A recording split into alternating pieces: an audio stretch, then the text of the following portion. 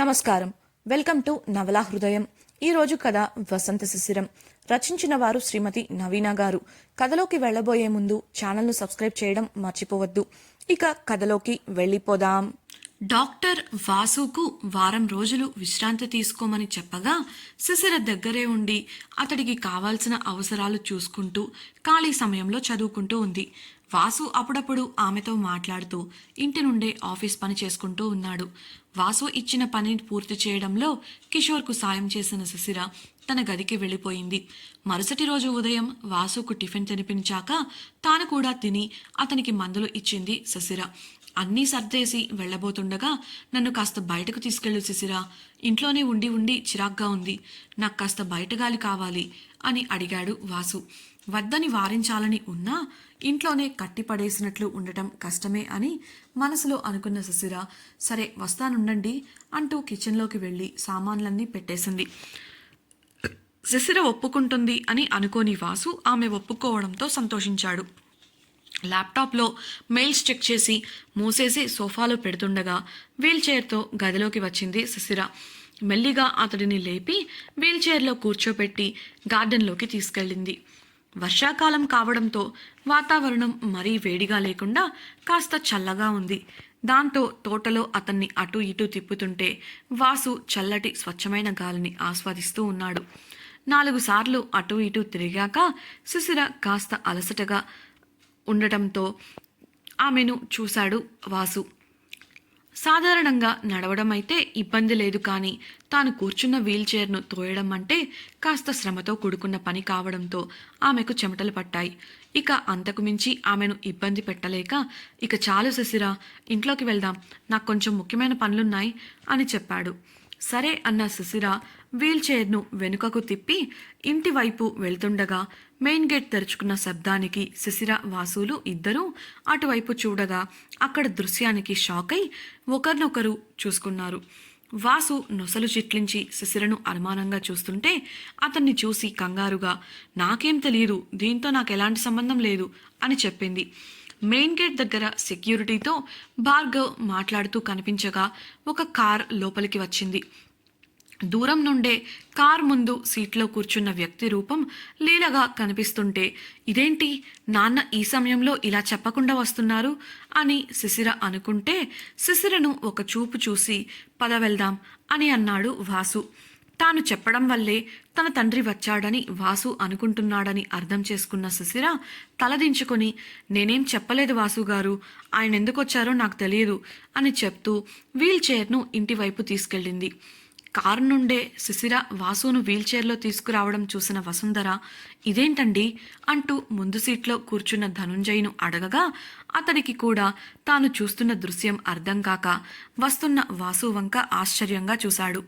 Car ఆగడమే దిగి కంగారుగా, ఏమైంది బాబు, ఈ దెబ్బలేంటి, ఈ కుర్చీ ఏంటి అని ప్రశ్నించగా వాసు చిరునవ్వుతో, అయ్యో ఏం లేదు మామయ్య, ముందు మీరు కంగారు పట్టం ఆపండి, 2 రోజుల క్రితం చిన్న యాక్సిడెంట్ అయింది, అంతే, చిన్న దెబ్బలే, రండి లోపలికి వెళ్దాం అంటూ లోపలికి దారి చూపగా ధనుంజయ్ వెనకే వసుంధర భార్గవ్ లోపలికి నడిచారు. ఇంత జరిగితే చెప్పనందుకు వసుంధర కూతురిని కోపంగా చూస్తుంటే శిశిర ఏం మాట్లాడలేక వాసును సోఫాలో కూర్చోపెట్టి తలదించుకొని మౌనంగా కిచెన్లోకి వెళ్ళింది. ముందే పరిచయం ఉండటంతో భార్గవ్ కాస్త చొరవగా, అసలేం జరిగింది బావగారు అని అడగగా భార్గవ్ ధనుంజయులతో మాటల్లో పడ్డాడు వాసు. అదే అదనుగా వసుంధర శిశిర వెళ్లిన వైపే వెళ్లగా వంటగదిలో వచ్చిన వారి కోసం ఏర్పాట్లు చేస్తూ కనిపించింది ఆమె పక్కకు వెళ్ళి నిలబడి, ఇంత జరిగితే కనీసం మాతో చెప్పాలని కూడా అనిపించలేదా నీకు అని కోపంగా ప్రశ్నించగా శిశిర అవేవి పట్టించుకోకుండా మౌనంగా తన పని తాను చేసుకుంటూ పోయింది. వసుంధర మళ్ళీ అడగడంతో, అసలు ఇప్పుడు ఎందుకు వచ్చారు, ఇక్కడికి మిమ్మల్ని ఎవరు రమ్మన్నారు అడిగింది శిశిర. అదేం ప్రశ్న, నా కూతుర్ని చూడ్డానికి నేను రాకూడదా, నాకు మాత్రం నిన్ను చూడాలని ఉండదా అన్న వసుంధర మాటకు, ఓహో పెళ్ళై ఇంతకాలం అయితే నేను మీకు ఇప్పుడు చూడాలనిపించిందా వెటకారంగా అడిగింది శిశిర. కూతురు మొండిగా మాట్లాడుతున్నప్పటికీ ఆమె మనస్తత్వం తెలిసిన వసుంధర గడ్డం పట్టుకొని ఆమె ముఖాన్ని తన వైపు తిప్పుకుంది.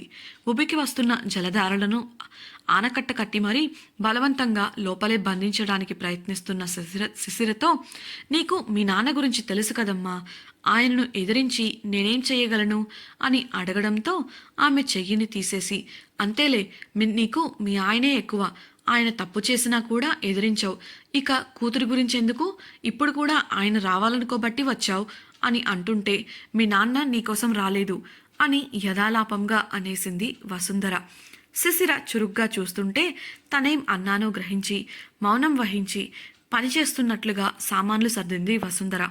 ఏదో అర్థమైన శిశిర, ఓ కూతురు కన్నా అల్లుడే ఎక్కువ కదా, అయినా నాకెందుకులే మీ ఆయనతో, ఎప్పుడైతే అలాంటి వాడితో పెళ్లి చేయాలని చూశారో అని ఇక మాట్లాడలేక పని మనిషి కాచిన పాలు అందించడంతో కాఫీ కలిపింది శిశిర.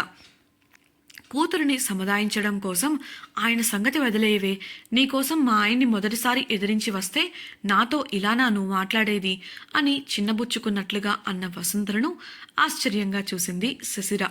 తన పెళ్లి విషయంలో కూడా తల్లి తన తండ్రిని ఎదిరించలేదు, అలాంటిది ఇప్పుడు ఎదిరించి వచ్చాను అని చెప్తుంటే నమ్మశక్యం కాక, నమ్మేశాలే పో అంటూ కాఫీ కప్పులను ట్రేలో పెట్టుకుంది శిశిర. ఆ విషయం శిశిర నమ్మలేదని అర్థం చేసుకున్న వసుంధర శిశిర వెనుకే హాల్ వైపు నడుస్తూ, నిజంగానే తల్లి అంటూ వారు హాల్లోకి వచ్చేలోపు జరిగింది చెప్పింది. అయినా శిశిర నమ్మకుండా మౌనంగా అందరికీ కాఫీ ఇచ్చింది. భార్గవ్ పలకరించగా అతడికి సమాధానం చెప్పేసి కిచెన్లోకి వెళ్ళడానికి వెనుతిరిగింది. శిశిర తన తండ్రిని దూరం పెడుతున్న విషయం ఆమె ప్రవర్తన ద్వారా అర్థం చేసుకున్నాడు వాసు. ధనుంజయ్ కూడా ఆమె వంక క్షణం పాటు కూడా చూడలేదు. అక్కడి గంభీరమైన వాతావరణమును తేలికపరుస్తూ, శిశిర, మీ అమ్మా నాన్న వచ్చారు కదా, ఇలా వచ్చి కాసేపు కూర్చో అని చెప్పాడు వాసు. శిశిర కేవలం ముఖాన్ని మాత్రం వెనక్కి తిప్పి, నాకు కిచెన్లో చాలా పని ఉంది, వెళ్ళాలి అని అతడి కళ్ళల్లోకి మాత్రమే చూసి చెప్పి అక్కడి నుంచి నేరుగా వంటగదికి వెళ్ళిపోయింది. ఆ చూపుతోనే ఆమె కళ్ళల్లో పలుకుతున్న మిశ్రమ భావాలను చదివిన వాసు మౌనంగా ఉండిపోయాడు. కాఫీ తాగడం పూర్తయ్యాక భార్గవ్ని చూస్తూ, భార్గవ్, వెళ్ళి సామాన్లు దించి లోపలికి తీసుకురా అని వసుంధర చెప్పడంతో, సరే పెద్దమ్మ అంటూ బయటికి నడిచాడు అతడు. వసుంధర కాఫీ కప్పులు చేతిలోకి తీసుకుంటుంటే, పనివాళ్ళు చేస్తారు, మీరు వదిలేయండి అత్తయ్య అని వాసు అంటుంటే, పర్లేదు బాబు, మీరు మాట్లాడుతూ ఉండండి అని చెప్పి కప్పులు తీసుకుని వంటగదికి వెళ్ళింది వసుంధర. మధ్యాహ్నం భోజనానికి కావలసిన ఏర్పాట్లు చేస్తుండటంతో వసుంధర కూడా సాయం చేయడం మొదలుపెట్టింది. ఇంతలో అక్కడికి వచ్చిన భార్గవ్, అక్క, బయట దించిన సామాను ఎక్కడ పెట్టించమంటావు అని అడగగా, సామానేంటి అని తల్లి వంక చూసింది శిశిర. వాటిని లోపలికి తీసుకురారా, ముందు వస్తున్నాం అని చెప్పిన వసుంధర భార్గవ్ వెనుక వెళ్ళగా ఆమె వెనుకే నడిచింది శిశిర. భార్గవ్, రంగయ్య కొన్ని డబ్బాలను లోపలికి తీసుకురాగా హాల్లో దించింది ఆమె. మిగతావి తెస్తామని వెనక్కి వెళ్ళబోతుంటే శిశిర నిర్మలను చూడగా ఆమె పనివాళ్లను పంపింది. రంగయ్యను పలకరించి ఆయనకు టీ ఇచ్చింది శిశిర. పనివాళ్లు ఒక్కొక్కటిగా దాదాపు 10 డబ్బాలు తీసుకువచ్చి అక్కడ పెట్టగా వాసు షాక్ అయి వాటిని చూస్తున్నాడు. పెద్దమ్మ, ఇది కారులో ఉంది అంటూ ఒక కవర్ను వసుంధర చేతికి ఇచ్చాడు భార్గవ్. ఆ మాట విన్న ధనుంజయ్ సోఫాలోంచి లేచి, దాన్ని కారులో పెట్టు భార్గవ్, అది ఇక్కడికి కాదు అనగా వసుంధర కోపంగా అతన్ని చూస్తూ విసురుగా భార్గవ్ చేతిలోంచి సంచిని లాక్కొని, మీ స్నేహితుడికి కావాలంటే ఊరు వెళ్ళి తెచ్చుకోండి, ఇవి మాత్రం ఇవ్వను అని శిశిర చేతిలో ఆ సంచిని పెట్టింది. ఎప్పుడు తండ్రికి ఎదురు చెప్పని తల్లి ఇప్పుడు ఈ విధంగా అందరి ముందు మాట్లాడటం చూసి షాక్లో ఉంది శిశిర. ఇప్పుడు జరిగిన సంఘటనతో కాసేపటి ముందు తల్లి చెప్పిన మాటలు నిజమేనని అర్థం చేసుకుంది. ధనుంజయ్ అసహనంగా కదులుతూ సోఫాలో కూర్చోగా, ఏంటమ్మా ఇదంతా అని అడిగింది శిశిర షాకింగ్గా చూస్తున్న వాసు వంక చూస్తూ. అల్లుడి ముఖంలో కూడా అదే భావన కనిపిస్తుంటే వాసుతో, మీ పెళ్లి తర్వాత మొదటిసారి ఇక్కడికి వస్తున్నాం కదా బాబు, అందులోనూ మేము చేయాల్సిన చాలా పద్ధతులు చేయడానికి కుదరలేదు, అందుకే ఇలా మాకు తోచినట్లుగా తీసుకొచ్చాం అని చెప్పి భార్గవ్ సాయంతో అన్నింటికీ మూతలు తీసి అరిసెలు, లడ్డులు, సున్నుండలు, కజ్జికాయలు, ఇది జీడిపప్పు పాకం, చెక్కలు, జంతికలు, చెగోడీలు, ఇది కారా బూందీ. ఇక దీనిలో పూతరేకులు, బొబ్బట్లు ఉన్నాయి. నీ చేతిలో ఉంది నువ్వుల జీళ్ళు, అవంటే నీకు చాలా ఇష్టం కదా అని ప్రేమగా చెప్పింది వసుంధర శిశిర వైపు చూస్తూ. అన్ని తినుబండారాలను చూడటం వాసుకు ఇదే మొదటిసారి కావడంతో వింతగా ముఖం పెట్టి దాంట్లోనే ఒక నవ్వును కూడా కలిపి సోఫాలో కూర్చొని ఉండగా శిశిర మాట్లాడుతూ, అమ్మా, ఇన్ని మేమెలా తినగలం చెప్పు, కావాలంటే మేము కొన్ని తీసుకుంటాం, మిగతావి మీరే తీసుకెళ్ళండి అంటుంటే కోపంగా చూసింది వసుంధర. నువ్వు బయట తినే గడ్డి మానేసి బుద్ధిగా ఇవి తింటే బాగానే సరిపోతాయి, ఆరోగ్యానికి ఆరోగ్యం పెరిగి సుష్టుగా ఉంటారు. ఇప్పటి నుండి ఇవి తింటే పుట్టబోయే పిల్లలకు కూడా మంచి బలం ఉంటుంది అనగానే మంచినీళ్లు తాగుతున్న వాసుకి పొలమారింది. సారీ అంటూ ఇబ్బందిగా ముఖం పెట్టి బాటిల్ పక్కన పెట్టి కళ్ళతోనే నవ్వుతున్నాడు. దగ్గర కాకుండానే పిల్లలా అనేది అతడి నవ్వుకు కారణం. శిశిర చిరుకోపంగా అతడిని చూసి, ఏం మాట్లాడుతున్నావమ్మా నువ్వు అంటూ చుట్టూ ఉన్న వారిని కళ్ళతోనే చూపిస్తుంటే, ఇప్పుడేమైందట, ఉంది మనమేగా అంది వసుంధర. ఎలా చెప్పాలో అర్థం కాక ఉన్న శిశిర అవన్నీ లోపల పెట్టించు అని చెప్పి కళ్ళతోనే వదిలే అన్నట్లు సైగ చేశాడు వాసు. దాంతో మారు మాట్లాడకుండా అన్నీ లోపల సర్దించేసి శిశిర వసుంధరతో కలిసి వంటగదిలో వంట పనిలో పడిపోయింది. భార్గవ్ సాయంతో స్టడీ రూమ్కి వెళ్ళిన వాసు మామగారితో కబుర్లలో పడగా రంగయ్య, భార్గవ్ హాల్లో సెటిల్ అయ్యారు. వంట పూర్తి చేసి అన్ని టేబుల్పై సర్దించమని నిర్మలకు చెప్పిన శిశిర హాల్కు రాగా భార్గవ్ ఫోన్లో పబ్జీ ఆడుతుంటే దాన్ని చూస్తూ సంబరపడుతూ కనిపించాడు రంగయ్య. భార్గవ్ ద్వారా వాసు వాళ్ళ గురించి తెలుసుకుని స్టడీ రూమ్కి వెళ్ళిన శిశిర భోజనం సిద్ధంగా ఉందని చెప్పగా, అందరం కలిసి తిందాం, నాకు కూడా డైనింగ్ టేబుల్ దగ్గర ఏర్పాటు చేయి అని చెప్పాడు వాసు. సరేనని ఫ్రెష్ అవ్వడం కోసం తన గదికి వెళ్ళిన శిశిరతో వసుంధర కూడా వెళ్ళింది. శిశిర ముఖం కడుక్కొని వచ్చి తుడుచుకుంటుంటే గదంతా పరికించి చూసిన వసుంధర, ఇక్కడ అబ్బాయి వస్తువులేం కనబడటం లేదేంటి అని అడిగింది. ఆ ప్రశ్నకు కంగుతిన్న శిశిర 1 నిమిషం పాటు కంగారు పడినా తర్వాత తమాయించుకొని, ఆయన కింద గదిలో ఉంటారు కాబట్టి ఇక్కడ ఆయన సామానుండదు అని మెల్లిగా చెప్పింది. ఆ మాటలు విన్న వసుంధర, శిశిర, వాసులు ఇద్దరు దూరంగా ఉంటున్నారు అని అర్థమై శిశిర వంక ఆశ్చర్యంగా చూస్తూ, అంటే మీరు దూరంగా ఉంటున్నారా అని రూఢీ చేసుకోవడానికి అడిగింది. ఆ ప్రశ్నకు చురుగ్గా తల్లిని చూసిన శిశిర ఏమీ సమాధానం ఇవ్వకుండా అద్దం ముందు నిలబడి బొట్టు పెట్టుకుంది. ఆమె చూపును సరిగా అర్థం చేసుకోలేక, ఆ చూపుకు అర్థమేంటి శిశిర, మీరు దూరంగా ఉంటున్నారా అని అడిగితే సమాధానం ఇవ్వవేంటి అని వసుంధర మళ్ళీ ప్రశ్నించడంతో, ఒకరినొకరు అర్థం చేసుకోవడానికి సమయం తీసుకుంటున్నాం అని సూటిగా సమాధానం ఇచ్చింది శిశిర. 1 నిమిషం తర్వాత, ఇది నీ ఆలోచన లేక అబ్బాయిదా అని ప్రశ్నించిన తల్లిని, ఎవరిదైతే ఏంటి, కన్నవాళ్లు ఇవ్వలేని మద్దతుని, ధైర్యాన్ని ఆయన నాకిచ్చారు, అయినా నేను మనిషినా లేక చావడిలో కట్టేసిన పశువునా అని కోపంగా అడిగింది శిశిర. ఆ మాటలకు బాధ కలిగినప్పటికీ, ఏంటి ఆ మాటలు అని అడిగిన వసుంధరతో, లేకపోతే ఏంటమ్మా, చెప్పా పెట్టకుండా ఆ గిరిధర్తో పెళ్లి చేయాలని చూశారు. ఆ పెళ్లి కాస్త అసలు పరిచయమే లేని వాసుగారితో జరిగింది. అంత త్వరగా నా జీవితంలో ఊహించకుండా జరిగిన మార్పులను నేను ఎలా తీసుకోగలను? నేను మనిషినే కదా, నాకు మనసుంటుంది, ఆలోచన ఉంటుంది. ఇవేవి ఆలోచించకుండా, పట్టించుకోకుండా సంతలో గుడ్డును అమ్మినట్లు పెళ్లి పేరుతో నన్ను ఆ గిరిధర్కి ఇచ్చి పెళ్లి చేయాలనుకున్నారు.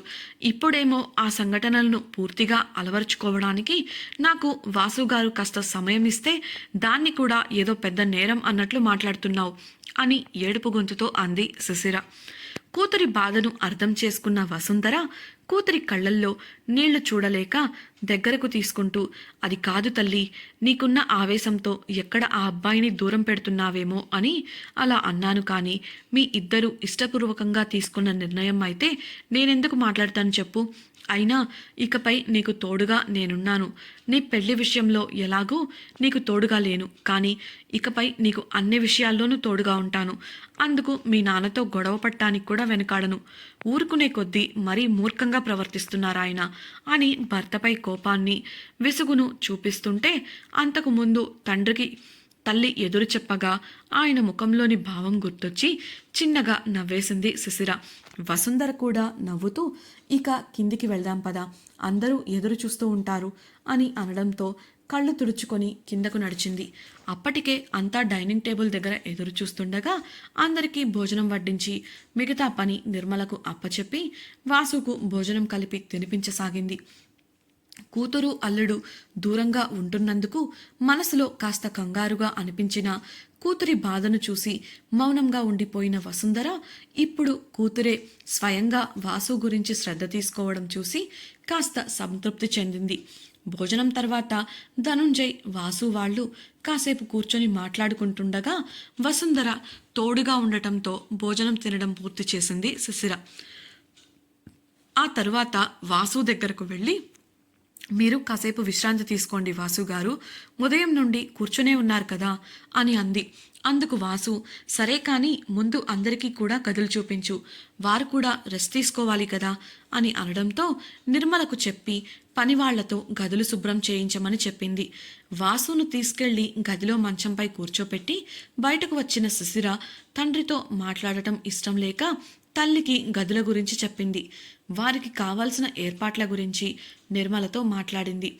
శిశిర వెళ్ళాక గదిలో ఒంటరిగా ఉన్న వాసు ఉదయం నుండి చూసిన శిశిర ప్రవర్తనకు నవ్వుకుంటూ తన ఫోన్ తీశాడు. అప్పుడే గదిలోకి వచ్చిన శిశిర వాసు చేస్తున్న పనికి ఉక్రోషంగా అతడి చేతిలో ఉన్న ఫోన్ లాక్కోబోయింది. అతడు ఆమెకు అందకుండా ఫోన్ని చేతిలో పట్టుకొని గాలిలో పైకి పట్టుకోగా శిశిర దాన్ని అందుకోవడానికి విశ్వ ప్రయత్నాలు చేసింది. తండ్రిపై శిశిరకు ఉన్న కోపం ఎప్పటికి పోతుంది? వసుంధర శిశిర వాసుల మధ్య బంధాన్ని తెలుసుకొని ఏం చేయబోతోంది? శిశిర ఎందుకు వాసు ఫోన్ తీసుకోవాలని చూస్తోంది? తెలుసుకోవాలనుకుంటున్నారా? అయితే ఛానల్ను సబ్స్క్రైబ్ చేసి తప్పకుండా రాబోయే ఎపిసోడ్స్ వినేయండి. మీకు ఈ నావెల్ నచ్చినట్లయితే వీడియోని లైక్ చేసి మీ సన్నిహితులతో షేర్ చేయండి. మీ అభిప్రాయాలను మాతో పంచుకోవడం కోసం కామెంట్ సెక్షన్లో తెలియజేయగలరు. ఇట్లు మీ నవలా హృదయం team. Thank you for listening.